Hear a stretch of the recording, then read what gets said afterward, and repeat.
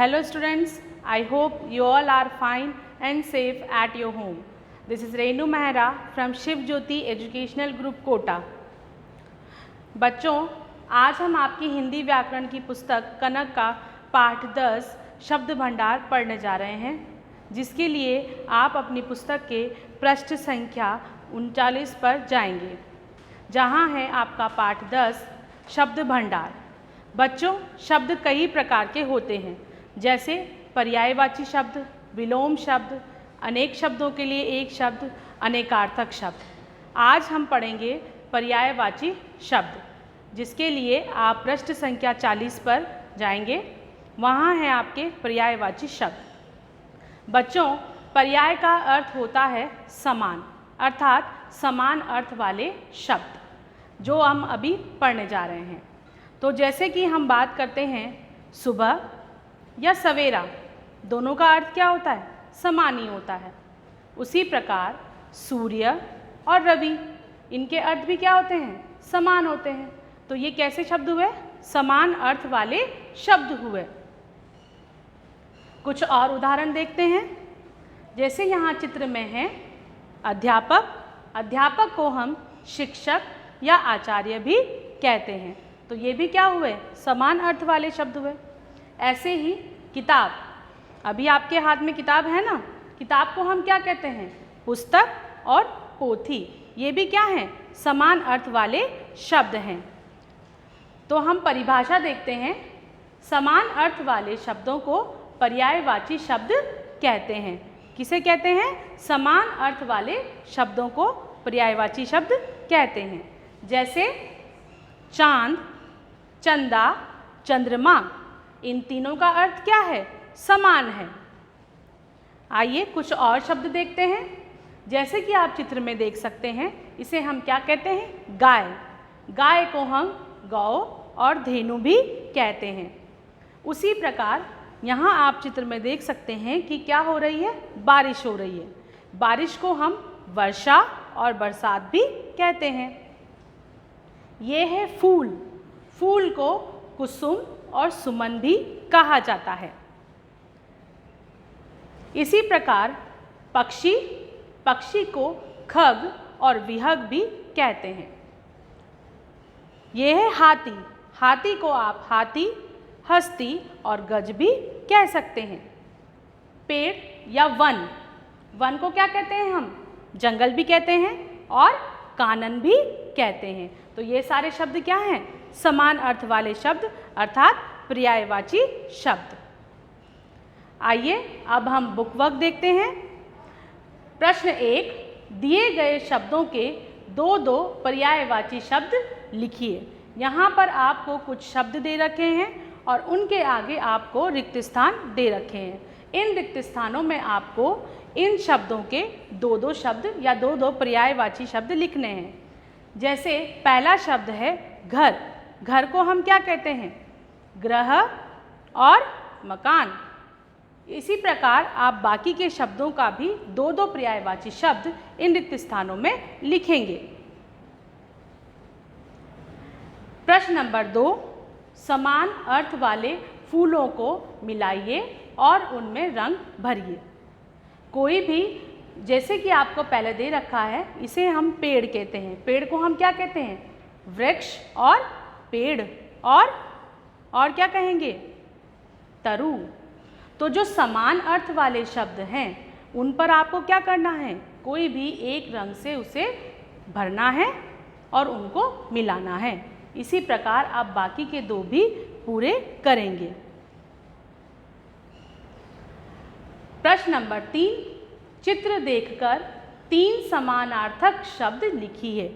समानार्थक अर्थात वही पर्यायवाची शब्द। चित्र है आपका। इस चित्र के नीचे आपको 3 अर्थ लिखने हैं। जैसे ये है हाथी। हाथी को हम और क्या कहते हैं? गज और हस्ती। तो यहाँ हम लिखेंगे हाथी, गज और हस्ती। इसी प्रकार आप बाकी के भी पूर्ण करेंगे।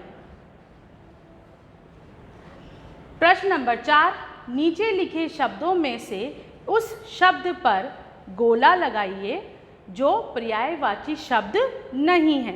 आपको उस शब्द पर गोला लगाना है जो पर्यायवाची शब्द नहीं है।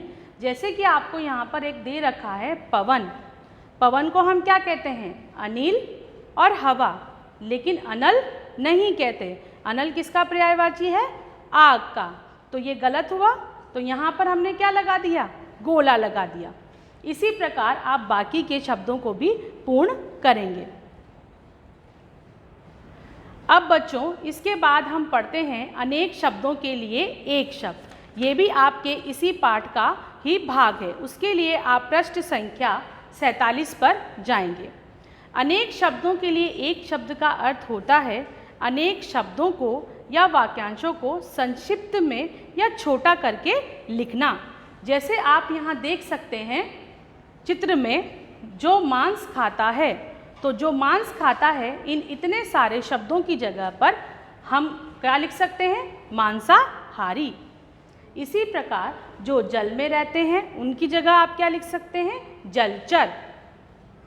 जो प्रतिदिन होता या आता है उसे हम क्या कहते हैं? दैनिक। तो हम इतने सारे शब्दों की जगह पर एक शब्द का प्रयोग कर सकते हैं। अनेक शब्दों के लिए जब एक शब्द का प्रयोग होता है तो बात को समझना आसान होता है। कई सारे शब्दों की जगह अगर हम एक शब्द का प्रयोग करें तो हम बात को आसानी से और जल्दी समझ सकते हैं। इससे हम भाषा को सरल अर्थात आसान बनाते हैं, प्रभावशाली और आकर्षक बनाते हैं। सरल भी होती है भाषा, प्रभावशाली भी होती है और आकर्षक भी लगती है। जैसे आप चित्र में देख सकते हैं, जो खेती करता है, तो जो खेती करता है उसे हम क्या कहते हैं? किसान। तो यहाँ पर हम जो खेती करता है इतने सारे शब्दों की जगह पर एक शब्द का प्रयोग कर रहे हैं, किसान। आइए कुछ और शब्द भी देखते हैं। जैसे आप चित्र में देख सकते हैं, जो कपड़े धोता है, जो कपड़े धोता है उसे क्या कहते हैं हम? धोबी। जो मिठाइयाँ बनाता है, हलवाई। मिठाई बनाने वाला कौन कहलाता है? हलवाई। जो मिट्टी के बर्तन बनाता है, तो मिट्टी के बर्तन बनाने वाला कुम्हार। तो यहाँ हमने अनेक शब्दों की जगह पर एक शब्द का प्रयोग किया है। इसी प्रकार जो परिश्रम करता है अर्थात जो मेहनत करता है उसे हम क्या कहते हैं? परिश्रमी। जो आलस्य करता है, आलस करने वाला कौन कहलाता है? आलसी। जो फल सब्जी खाता है, शाकाहारी। जिसके पास धन न हो, जिसके पास धन न हो उसे हम क्या कहेंगे? निर्धन। जिसमें बल कम हो, निर्बल। साथ पढ़ने वाला, सहपाठी। तो इस प्रकार हमने अनेक शब्दों की जगह पर एक शब्द का प्रयोग किया है। आइए अब हम बुक वर्क देखते हैं। प्रश्न 1, वाक्य पढ़िए और सही शब्द लिखकर वाक्य पूरे कीजिए। यहाँ आपको कुछ शब्द दे रखे हैं। इन वाक्यों को पढ़कर आपको सही शब्द यहाँ से ढूंढना है और उसे यहाँ लिखना है। जैसे आपको पहला वाक्य दे रखा है, रोहन कपड़े सिलता है, वह डैश कहलाता है। तो कपड़े सिलने वाला कौन कहलाता है? दर्जी। कौन कहलाता है? दर्जी। तो यहाँ हम क्या लिखेंगे? दर्जी। इस प्रकार आप बाकी के वाक्य भी पूर्ण करेंगे। प्रश्न 2, अनेक शब्दों के लिए दिए गए चित्र से उचित मिलान कीजिए। अब यहाँ पर आपको स्केल से रेखा खींचकर उचित मिलान करना है। जैसे आपको पहला दे रखा है, जो रोगी का इलाज करे। तो रोगी का इलाज करने वाला कौन कहलाता है? डॉक्टर। तो आप यहाँ पर पेंसिल से रेखा खींचकर इस वाक्य को इस चित्र से मिलाएंगे। इस प्रकार आप बाकी के वाक्यों को भी इन चित्रों से मिलाएंगे। प्रश्न नंबर 3, चित्रों को देखकर उनके लिए प्रयोग किए जाने वाले शब्द लिखिए। यहाँ पर आपको कुछ चित्र दे रखे हैं। इन चित्रों को देख करके इनके लिए प्रयोग किए जाने वाला एक शब्द आपको लिखना है। जैसे आप पहले चित्र में देख सकते हैं, ये व्यक्ति क्या कर रहा है? सिलाई कर रहा है। तो सिलाई करने वाले को क्या कहते हैं? दर्जी। तो यहाँ पर क्या लिखेंगे हम? दर्जी। इसी प्रकार आप बाकी के चित्र देखकर भी उनके नाम यहाँ पर लिखेंगे। तो बच्चों, मुझे उम्मीद है कि आपको ये चैप्टर जो है अच्छे से समझ में आ गया होगा। तो जब हमारी लाइव डाउट क्लास होगी तो हम आपसे कुछ प्रश्न पूछेंगे जो आपको यहाँ पर दिए हुए हैं। पहला प्रश्न है, दिए गए चित्र को देखकर उनके दो दो नाम बताइए। तो यहाँ पर जो चित्र आपको दे रखे हैं उनको देख करके आपको उनके दो नाम बताने हैं। प्रश्न 2, दिए गए चित्रों को देखकर उनके लिए प्रयोग किए जाने वाले शब्द लिखिए। तो यहाँ जो चित्र आपको दे रखे हैं इनको देख करके इनके लिए जो हम एक शब्द प्रयोग करते हैं वो शब्द आपको यहाँ पर लिखना है। तो मुझे उम्मीद है कि आपको सब कुछ समझ में आ गया होगा। धन्यवाद।